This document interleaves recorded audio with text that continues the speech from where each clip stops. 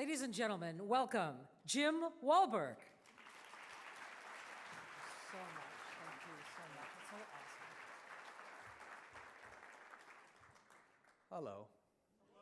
Man, I've been sitting at the VIP table up here. I didn't even know it. All the honorees are over here with me.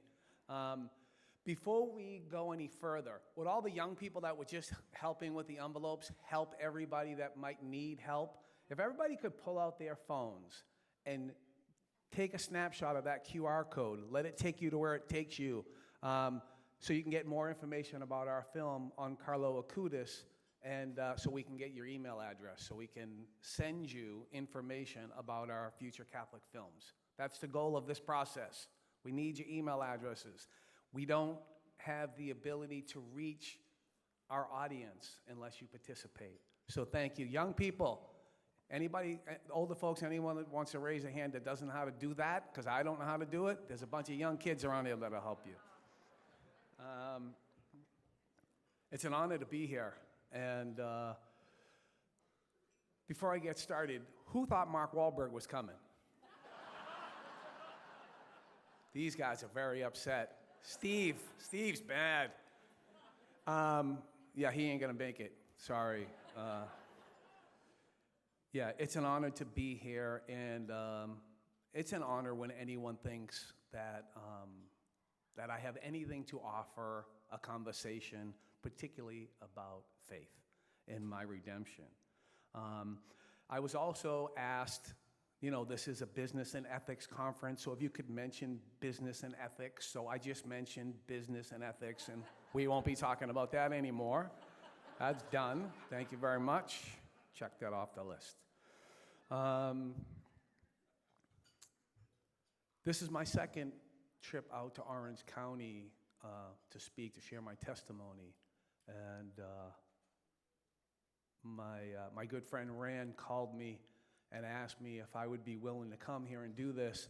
And first I was just like so overwhelmed that Rand was actually calling me, because he's a pretty good guy. I don't know. He doesn't think he is, but I think he is.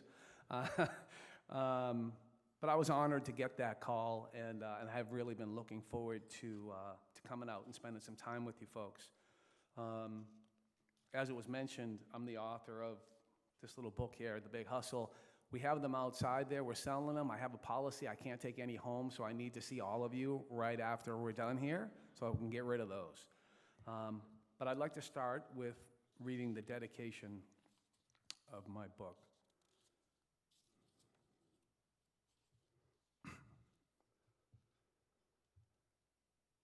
This book is dedicated to the women who have impacted my life and, in fact, saved my life. To our Blessed Mother Mary, for your continued intercession on my behalf, for the love and mercy you have always shown me. To Saint Mother Teresa, for your yes to our Lord and to the poor and forgotten. Your kindness and mercy changed everything for me. To Mother Elvira of Comunità Cenacolo, for your sacrifice, your service, and your joy. You have been a reflection of God's love and mercy for me and my family, as well as thousands of other families you have touched. To my mother Alma,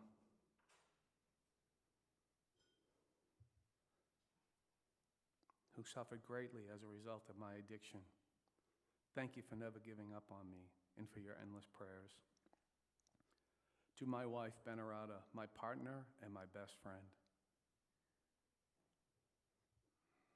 Your love and support have meant the world to me. Our Lord picked you to walk on this journey with me. You have made me a better man. You're the love of my life. Thank you for everything you have done for me and for my family. To my daughter, Kyra, thank you for being the amazing young woman of God that you are. You're in my prayers always. If this dedication was written today, there would be a couple more sentences for Kyra, thanking her for my first grandchild, who came 2 weeks early to be born on my birthday. That kid will want for nothing. Yeah, I've done this. I don't know, 1,000 times. And each time, I don't know, the same thing happens to me. It's such an emotional, these women,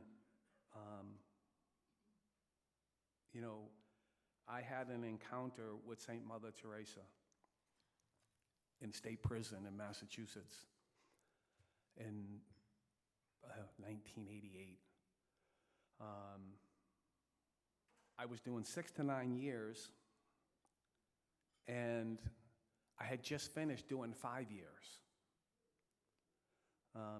You know, I often wonder, you know, I know that Rand reached out to me because Rand heard me speak at the Legatus group, right? But I often wonder, what is it? Why am I being called to this particular place on this particular day with this subject matter? And then I hear a guy like Joe get up and talk about the work that he does with young people. See, I spent my life from the age of, well, I'm a product of the Boston public school system, so that'll give you an advance warning of why I ended up the way I ended up. But I went to school during the forced integration of the Boston public school system. I went to 7 different schools from the 1st grade to the 7th grade. And at the end of the 7th grade, I stopped going to school. I didn't go to school anymore. And that summer, I became homeless for the first time, 12 years old. And I was in and out of juvenile detention. I was in and out of group homes, foster care, halfway houses, shelters for kids. I was fully addicted to alcohol and drugs by the time I was 12 years old.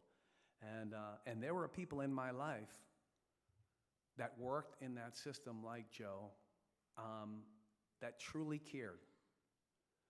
And they were trying to provide me with gifts, right, and tools.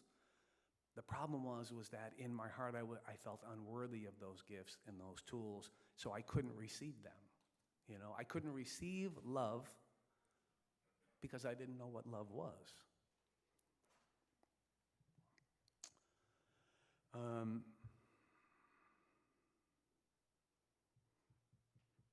So at 17 years old, I get a 3 to 5 year prison sentence. And I go directly to the prison that they took me to as a young man to try to, it wasn't like Scared Straight, but it was like just a bunch of guys doing a lot of time. And they would say, hey, you really don't want to live like this. You don't want to do this. My life is wasted, right? They didn't try to scare us. They just tried to give us real information about what their lives were. And here I am, 17 years old, after already having that experience, walking in and seeing those same guys, you know, and they were none too happy to see me, and they, you know, I contributed to them feeling on that day like they failed me.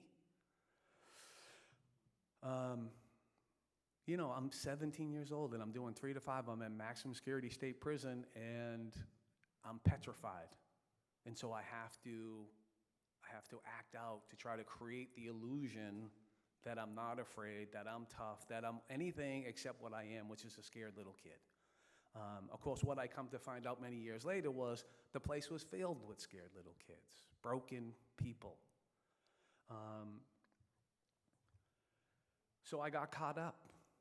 You know, when I got there, I sat down with a guidance counselor or social worker, whatever it was, and they sort of explained to me what my prison sentence should be, right? You could be back out on the streets in 2 years, you could be rehabilitated, you could get your life going, and you won't put this all behind you. Or you can do what I did, which was based on the fact that I needed to impress everybody else, I turned 2 years into 5 years.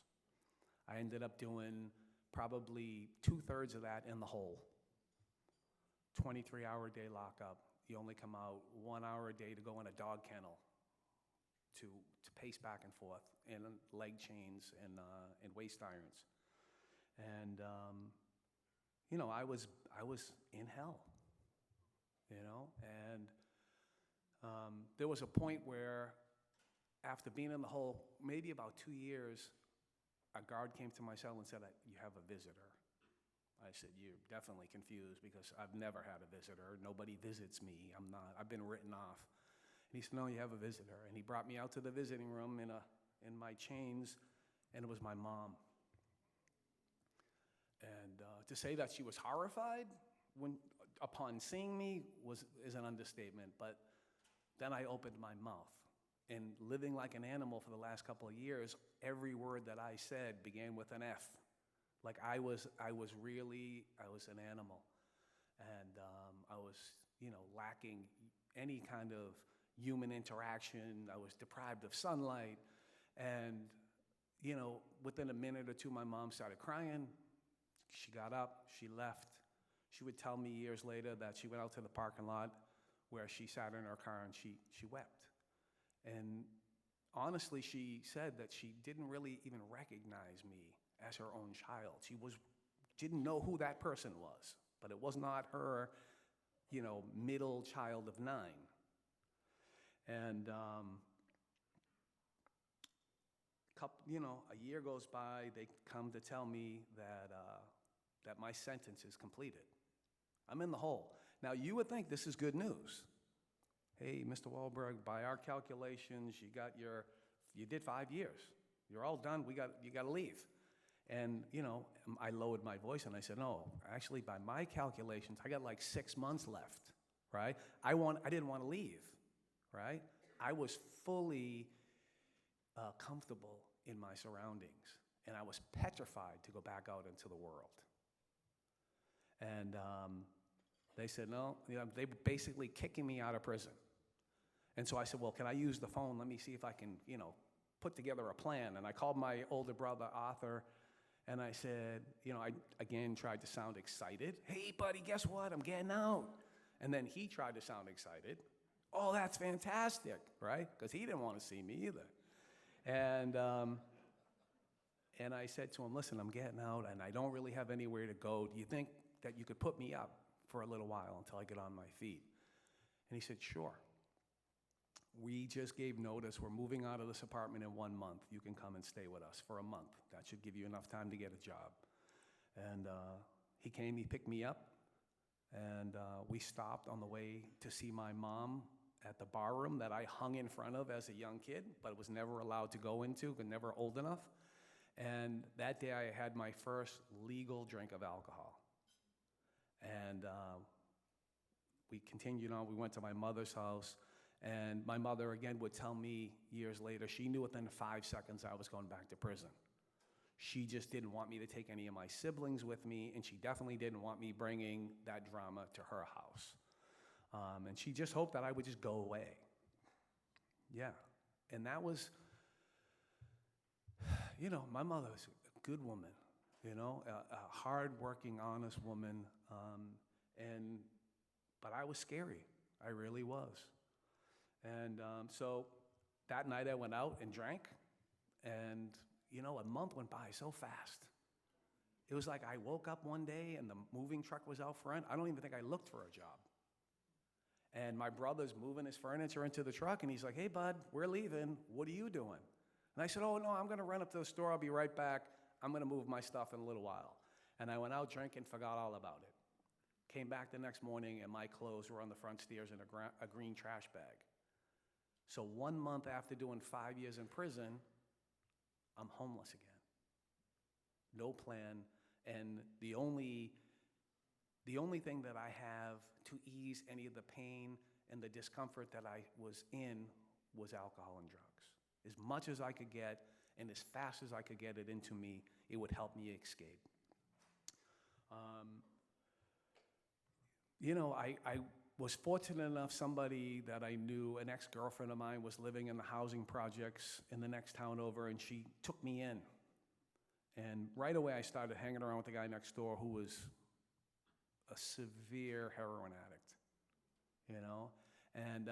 And so in the morning, he was possessed by demons. He had to have what he had to have, and there was nothing getting his way of getting that. And I woke up, in the old saying, rum sick, shaken. I was petrified. So he was my hero every day. And then, it's funny when you're suffering anything, but in a particular addiction, I like to equate it to sort of We were both on the Titanic. That ship was going down to the bottom of the ocean. But from my seat over here, somehow his seat just looked so much better than my seat, right? Because I felt my pain. I didn't feel his pain. I didn't know what he was living with. I only knew my own pain. And so I went to him and I said, Bud, listen, I think I want to try that stuff you're doing. To his credit, he talked me out of it that day. He talked me out of it. He said, you have no idea what you're trying to get yourself into here. We'll talk about it tomorrow. That night, God intervened on my behalf, and I was arrested again. I was arrested for breaking and entering into a Boston police officer's home. Yeah, I was drunk. I was in a blackout, stumbling around South Boston, checking car doors, checking apartment doors, just completely oblivious to reality. And I turned the doorknob, and it opened. It was a first-floor apartment. I walked in, started collecting his or their belongings, VCR. I'll explain to the kids later with the VCRs and different things like that. I put them by the back door, and then it occurred to me, well, maybe there's a beer in the fridge. 2 o'clock in the morning, I'm in somebody else's apartment. Seems like a good plan. I opened the fridge. There was a six-pack. I took a beer, sat down at the kitchen table, possibly put my feet up, probably dozed off a little bit, forgot who I was, where I was, and what I was doing. But that police officer came home for a coffee break in the middle of the night, and him and his partner, and found me passed out in his apartment with his belongings by the front door. So they did what I think any normal person would do under those circumstances, and they beat me up pretty good. I woke up in the police station the next day, and I had no idea why I was there. I'd love to tell you that that's the first time that ever happened to me, but it wasn't. It was a common occurrence for me to wake up in some strange environment and not know why I was there or how I got there. And I found out when I went to court that I had committed this crime. And I was completely defenseless because I didn't remember anything. So whatever he said, that was the truth. And I went to court, and right away they were talking about giving me a life sentence for house invasion.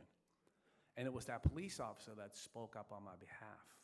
And it went something like, a life sentence? He's like, look at that kid, he's a mess. Why don't you get him some help, right? Like, he was okay with the beating they gave me, right? Maybe a year, 6 months, house of correction, but a life sentence, he was having a lot of trouble processing that. Ultimately, I pled guilty to that crime and received 6 to 9 years in prison. Now, I had just done 5 years, and I did every day of that 5 years, and it was long. And right away, I started thinking about the math. If I do 9 years, I'm going to be like 30 when I get out of here, and that's prehistoric, right? And so I got to the prison, and I started doing things to try to create the illusion that I was trying to become rehabilitated. I was just faking it. I was so full of things that I can't talk about here. But, so I was involved in different 12-step groups and therapy, and then I wasn't just going to the meetings, I was running the meetings, I was setting them up, making the coffee, I was signing people's papers that they showed up. I was now a responsible person, and, I wasn't fooling anybody. I think the only person that I fooled was the Catholic priest, Father Jim Freighus, a great man. Father approached me in the yard at the prison. He says, "You're Jim Wahlberg, yeah?" And I said, "Well, that all depends, Father." And he said, "Well, I hear good things about you. I heard that you're really trying to change your life. And I was wondering if you'd be interested in a job in the chapel, where I'm looking for a custodian." And I looked Father over for a second. He's a little guy. He weighed about 110 pounds, just a little teeny thin man, very frail. And he was smoking a cigarette. So I looked at the cigarette and I go, well, he's got cigarettes, so this is probably going to work out for me, right? Like, I'm thinking about how I'm going to manipulate this situation to my advantage. Because the truth of the matter is that at that time, I wasn't much, but I was all I thought about. if that makes sense. I was always looking for an angle. I was always looking to see where I could get my way or get something from somebody. And so I took that job. Probably after 2 days, I came up with a scheme. I was good at that, a lot of schemes. And I said, Father, listen, apparently my brother's in some kind of a singing group. And they came out, they're selling cassette tapes. I'll explain what those are to the kids too later. But they're selling them in Tower Records, which I'll also explain what a record store is. But is there any way, Father, that you could get me a copy of that cassette tape? Because, I've been a terrible big brother. I really want to be supportive to my brother. And is there anything you could do for me? And he said, no problem, Jim. And the next day, Father Jim Freighus broke the law and smuggled in a cassette tape for me. And you would think that I would be grateful. But instead, I started instantly thinking, what am I going to have this guy smuggle next? Right? That's the way my mind worked. Probably a week or so goes by, and Father says to me, Jim, listen, I really need this chapel clean for Sunday morning Mass. So I need you to come over here Saturday evening and clean. Now, Father failed to mention that there was a vigil Mass and that I was going to have to go to the vigil Mass because I was not going to Mass. There's this misconception about my family, right, that we're this Catholic family from Boston. Culturally, at best. I never went to Mass with my parents. I never heard my dad invoke the name of the Lord unless there was anger attached to it. Like, it just wasn't. We did what the neighbors did. I made my first Holy Communion because that's what you do at that age, and they throw a party, right? Great. And you're Joey and Billy and Sally, everybody's doing it, so you do it. So I'm in Mass in this prison, and that feeling that I had the few times that I did go to Mass as a little kid came right back. Like, I'm the biggest sinner here. I don't belong here. I'm not good enough to be here, right? I had this strange feeling that other people were thinking about me, never realizing that I'm not that important, that everybody's here and they're on their own journey and they're doing their own thing. They're not thinking about me. They're thinking about their own lives and in their interaction with Christ. So I'm in Mass in the prison, and I don't know what's going on. I really don't. I don't know when to stand. I don't know when to sit. I don't know when to kneel. I don't know the responses. But I used to sit next to this guy from Charlestown, Massachusetts. If you ever saw the movie The Town, it could have been made about this guy. He's a professional criminal. He was a bank robber and came from a long line of bank robbers. But he was also very Catholic. It's very confusing to me, right? It was like his career choice was that. But he also went to Catholic school, and he loved the Lord, and he prayed, and it was so crazy. And so I just did what he did. I just did what he did. Probably another couple of weeks goes by, maybe a month, and Father comes to me, and he's so excited. Jim, I got big news. Really, Father, what's going on? You're so excited. Mother Teresa is coming to this prison, Jim. And I said, wow, Father, that's amazing. Who's Mother Teresa? And it was funny the way I found out. I knew that it was an important occasion, and I knew that she was important. That was the best I could come up with. The thought of holy or anything like that didn't process in my mind. But I knew that she was important. And how I think I found out was I called my mom Collect. Now, my grandmother lived in my house most of my life. 9 kids, mom, dad, dog, and grandma. And grandma only liked one of the 9 kids. I'm telling you, my sister, Tracy, the princess, could sit down in the comfortable, easy boy chair and get the Entenmann's and watch her stories with her, and the rest of us, she had no time for. I said to my mother, Mother Teresa's coming to the prison. My mother repeated very loudly to her mother, Mother Teresa's going to the Jim's prison, right? And I heard her mother get excited. I heard her mother say, hey, can you ask him to get me a rosary? And it was the first time I ever said anything that garnered a response from this woman, right? Never mind a positive or negative. She just had no time for me. And so that caused me to investigate a little bit more, and I did that. But again, the best I could come up with was important. And then the day came. I was in, for those of you who have never been to prison, let me say, yeah. So prison is basically set up like a college campus, except it has 40-foot walls, razor wire, and guys in blue uniforms keeping an eye on you. And so I'm standing in this quad-like area in the yard, and the front door to the prison was like over in that corner there. And you know, you always had a tendency to kind of keep an eye on that door, because on the other side of that door was freedom, right? And so I looked, and the door opened, and a bunch of people came through the door, and they were important-looking people. There were people with suits on, you know? I could see that. And as they got a little closer, I recognized, I think, the governor, the warden, definitely the head of the Department of Corrections, and a few other people. And as they got a little closer, they parted, and there she was. Mother Teresa was there, and she was walking. And as she got closer, my sort of constant state of being was I was always keenly aware of what was going on the ground, but not in people's eyes, or, you know, like I don't want to say I had a low self-esteem. I kind of had no self-esteem. Probably makes more sense. And as they got a little closer, because my head was down, the first thing I noticed was her feet. And I noticed her toes all crunched up in sandals that looked like they were 200 years old. And I looked up a little bit, and she had like an old ratty sweater with holes in it. And they had pockets. And I was looking, and as I looked, I was, what is that? And there was money sticking out of her pockets, because people used to just hand Mother money. And I confess to you that I spent a little more time than I should have looking at the money. But it was very confusing, because we don't have money in prison.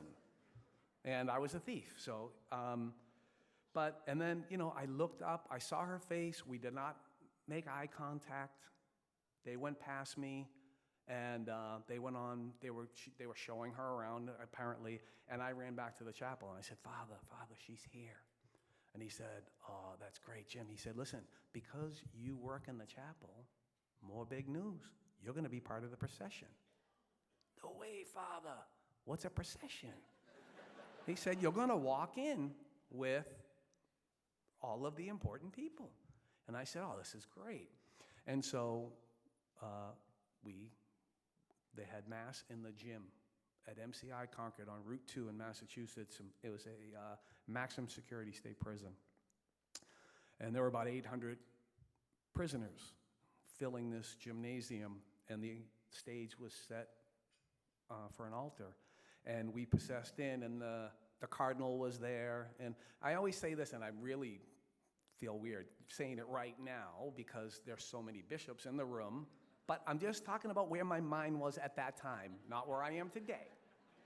It just seemed like everything was over the top. You know what I mean? Like, I was so foreign to me. The cardinal had his big hat, and he had his big staff, which at that point I called a stick. And he had his own chair. It was like a special chair, right? And he came in, and he came up the stairs onto the altar, and he beckoned Mother to come. And she said no, but humbly, like Mother would do, you know, hands on head in praying motion, backing away, no. And instead, she was in probably the first or second chair, the first chair on the second row, and she just went down on her knees, and she had some sisters from her order, and down to their knees they went, and there they stayed with the inmates. I was so confused. I was like, this is so weird, man. This is all about her. She's the guest of honor, right? Why is she not taking her rightful place? Now, of course, in hindsight, we all know that it was never about her. It was always about our Lord and Savior Jesus Christ, right? She always pointed to Christ. It was never about her. And so there she stayed. There was a moment I was on my knees right on the other side of the aisle, and I looked over there, and, you know, I felt like I was looking at the face of God. I didn't know, you know? And then it came time for her to come up onto the altar and to speak. And this is where the story, you know, it gets a little weird, you know, because there were times during her speech that it was just me and her, man. Like, if she was talking to me, there was no doubt in my mind. And the things that she said, I never heard before. She told me that Jesus loved me and that he died for me. Not you all, you, Jim. He died for you. And that I was more than the crimes that I committed, that I was a child of God. And you want to talk about confused. I was completely overwhelmed. I can't tell you what happened for the rest of the Mass. I can't tell you what happened for the rest of the day. I went back to my cell. I didn't sleep. I tossed, I turned, I paced. I was just so confused. And when that door opened in the morning, I ran back to that chapel and I said, Father Freighus, I need to know more about this Jesus she's talking about, this Jesus that loves me. And, you know, the way I remember it, and the mind is a funny thing, I kind of remember Father chuckling a little bit. And then reaching up with an imaginary pencil and checking off a checkbox and saying, got one, right? Yeah. The title of my book is The Big Hustle, right? A Boston street kid's story of addiction and redemption. And it gives the inference that I'm the big hustler, right? Father Freighus is the big hustler, right? He works for Jesus, right? He had one goal, to get me to the foot of the cross. And if that meant he had to bring God's number one assistant on earth, a future saint, to make it happen, that's what he was going to do. If he had to bring me cassette tapes, it's okay. If he had to break the law, no problem, as long as he could get me to the foot of that cross. And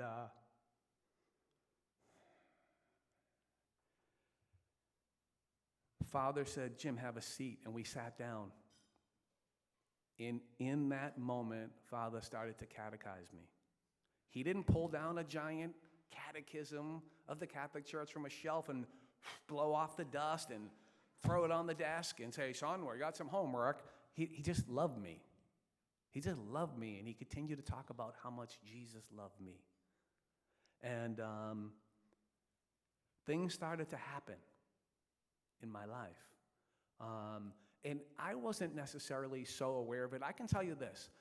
The first thing that I was truly aware of was that feeling of terminal loneliness that I suffered my entire life left me. For the first time in my life, I knew I wasn't alone. And I knew that Jesus loved me for the first time in my life.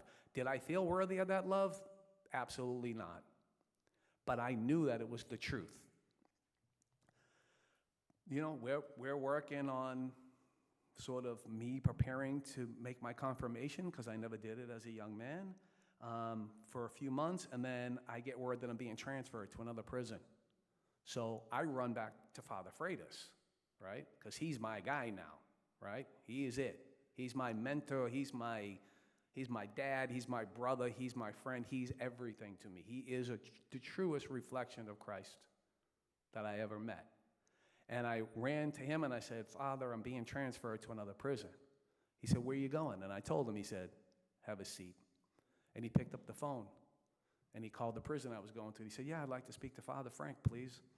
Yeah. Hey, Father Frank, Father Jim down at Concord. I got a special delivery FedEx package coming your way. His name is Jim Wahlberg, and this is where we are in the journey.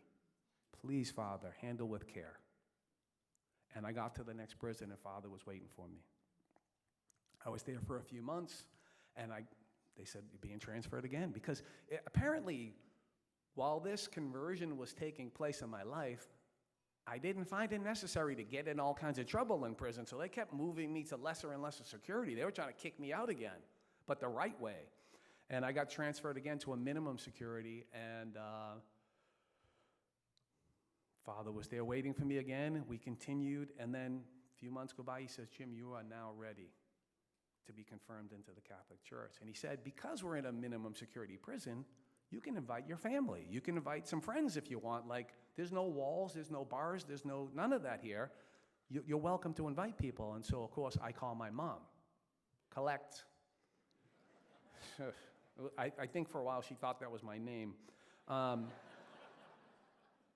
called her and I said, Mom, I'm going to make my confirmation, and I'd really like it if you could be there. And I heard the hesitation in her voice.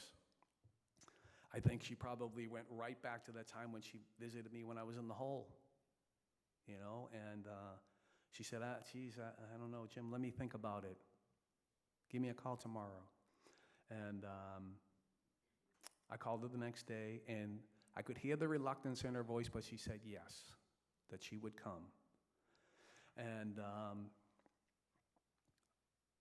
got 1 minute, that ain't happening. So I make my confirmation. For me to try to explain to you the importance of that day, not just being confirmed into the one true faith,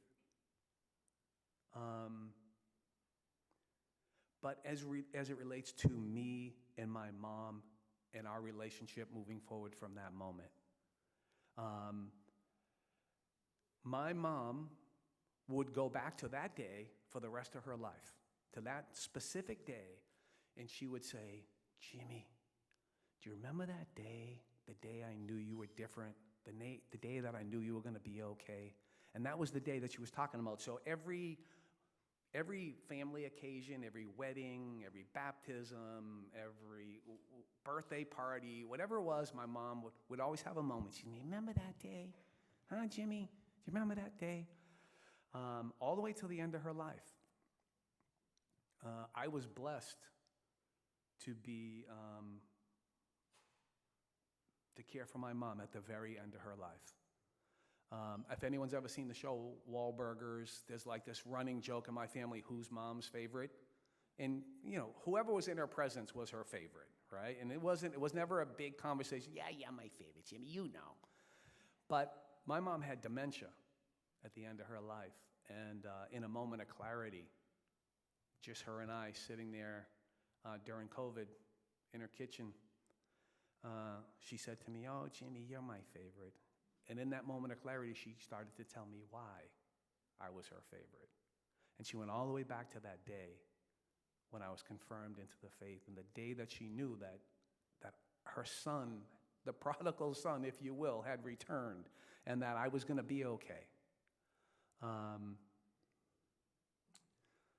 don't know. I don't want to go too far over. That's 40 seconds.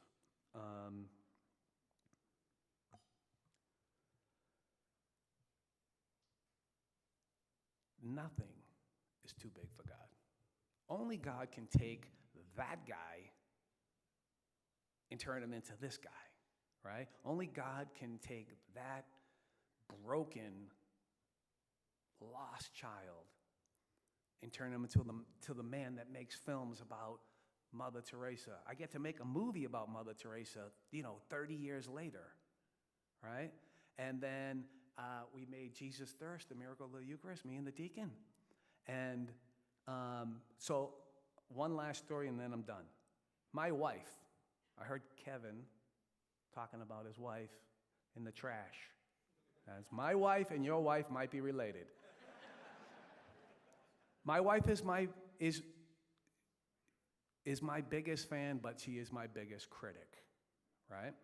And so we made the Mother Teresa film. We broke all kinds of records. It was a smash hit, and it was such an honor to introduce a new generation to Mother Teresa. It was the honor of my life. And then we did Jesus Thirst, the Miracle of the Eucharist.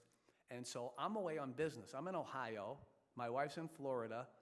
And I know I didn't show her the film the entire time. I said, I can't get it. They won't give it to me. I don't know why. I'm just a producer, right? I said, you have to wait for the theater like everybody else, because I was afraid of her. So I go to the movies in Ohio, 4 o'clock in the afternoon, sold out. I can't get a seat. I'm sitting on the stairs. I'm like, this is incredible. So now it's 7 o'clock. I know that she's in the movie theater in South Florida, and I'm in my room. I'm pacing, and apparently I paced for a couple of hours because it was over, and she called me. And she did the same thing, She was like, she didn't talk about the movie. She was like, yeah, when you get back, we really got to take care of that sink and this and that. And then all of a sudden she said, really proud of you. This is what you've done. It's so beautiful, right? And to share the true presence of Jesus in the Eucharist to all the people out there that believe it's some kind of a symbol, that it's not the true presence. Thank you. Thank you for that. And then she asked me a business question. She was like, how's it doing? Like numbers, right? Compared to like Mother Teresa. And I said, my understanding is that we've sold about twice as many tickets already as we did for Mother Teresa. And she paused for a second and she said, wouldn't Mother have loved that?